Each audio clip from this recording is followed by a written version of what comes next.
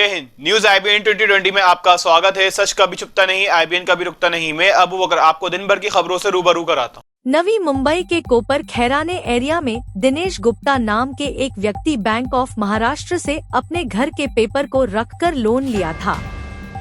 Loan लेने के बाद किसी कारण से 1-2 EMI नहीं भर पाए। बैंक वाले उन्हें काफी प्रताड़ित कर रहे हैं। वह काफी पैसा भर भी चुके हैं, तो भी बैंक से कॉल आता है, नोटिस आता है कि आपका पैसा बाकी है, आप भरिए। और एक दिन बैंक का स्टाफ जबरदस्ती घर में आकर उनके घर के मेंबर से जबरदस्ती पेपर पर साइन करवा कर ले गया। बैंक की दादागिरी आखिर कब तक चलेगी? बैंक जो कस्टमर को काफी प्रताड़ित कर रहे हैं, हरासमेंट कर रहे हैं, इसका जिम्मेदार कौन है? बैंकों के मायाजाल से भारत की जनता को बचाना बहुत जरूरी है। मैं पत्रकार अनिल वर्मा, IBN न्यूज 20 से 20 महाराष्ट्र ब्यूरो की मुंबई से अनिल वर्मा की विशेष रिपोर्ट। मैं पत्रकार अनिल वर्मा। मैं आज नवी मुंबई के कोपर खैराने एरिया में आया हूँ। यहाँ पे एक व्यक्ति मुझे मिले हैं जो बैंक से काफ़ी प्रताड़ित है। उन्होंने अपना घर का पेपर रखकर लोन लिया था बैंक ऑफ महाराष्ट्र से। लोन लेने के बाद उन्होंने काफ़ी पैसा भर भी दिया, जितना लोन लिए थे उतना उससे ज़्यादा भर भी दिए हैं, तो भी बैंक वाले उन्हें काफ़ी प्रताड़ित कर रहे, परेशान कर रहे हैं। उनका आज हालात ऐसा हो गया है कि काम धंधा नहीं कर पा रहे हैं, न ठीक से सो पा रहे हैं, न ठीक से खा पा रहे हैं, और काफ़ी हरासमेंट में है वो व्यक्ति।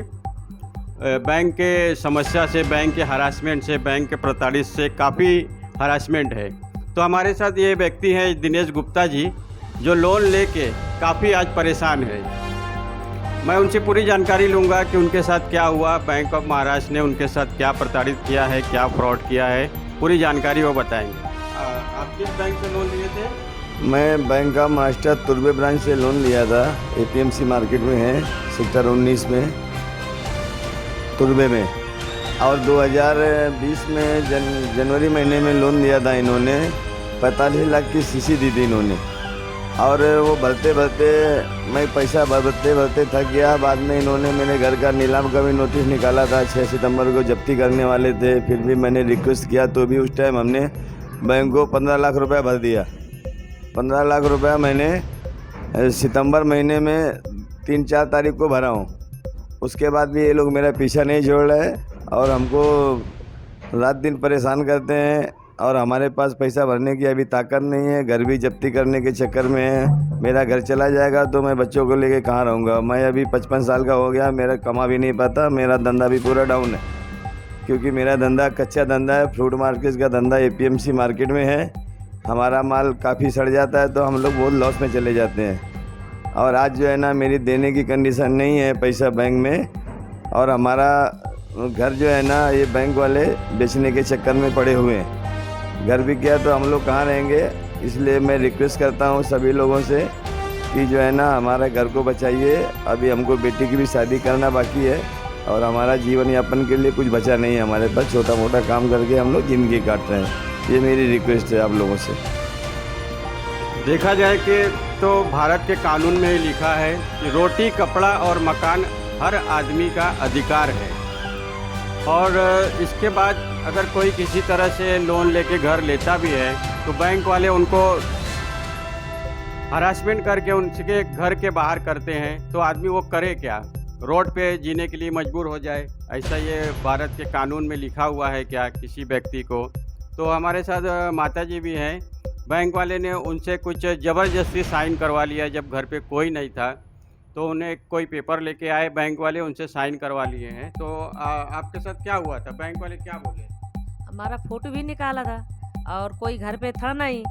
मार उल्टी सीधी बात कर रहे थे। पूरा हमारा मोहल्ले की पब्लिक भी जमा हो गई थी। तो फिर हम पढ़े नहीं थे, तो हमने अपना साइन करवा दिया। फिर शाम को बेटी से पढ़ाए तो बोले, मम्मी तुमने साइन क्या किया? उन्होंने तो घर जब्त के लिए लिख लिया है कि घर हमारा जब्त होना है।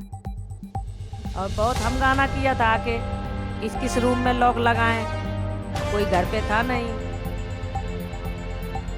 प्रोसेस में ये होता है कि कोई व्यक्ति अगर साइन, पढ़ा लिखा नहीं है, अगर उनसे साइन करवाना है तो बैंक वाले पूरा प्रोसेस पढ़ के उनको बताना चाहिए कि इसमें ऐसा ऐसा ये लिखा हुआ है। बिना जानकारी दिए हुए उन्होंने गलती से ज़बरदस्ती साइन करवा लिया है। ये सरासर फ्रॉड है बैंकिंग सिस्टम का।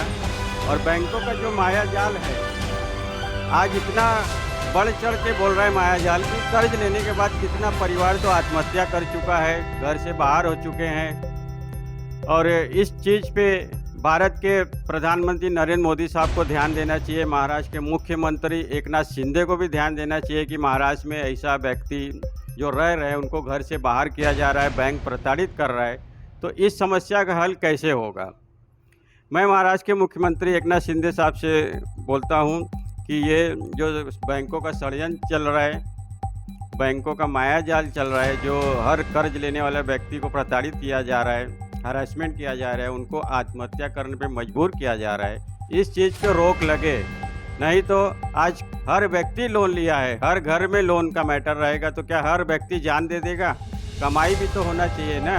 आर्थिक स्थिति कभी भी खराब हो सकता है। ऐसा नहीं कि आज हमारे पास नौकरी है तो नौकरी हमेशा चलेगा। प्राइवेट नौकरी की कोई भरोसा नहीं है, ना ही कोई व्यापार बिजनेस का भरोसा है, कब वो बंद हो जाए, कब डाउन हो जाए। तो आर्थिक स्थिति खराब होने के बाद क्या करेंगे? आदमी क्या मर जाएगा?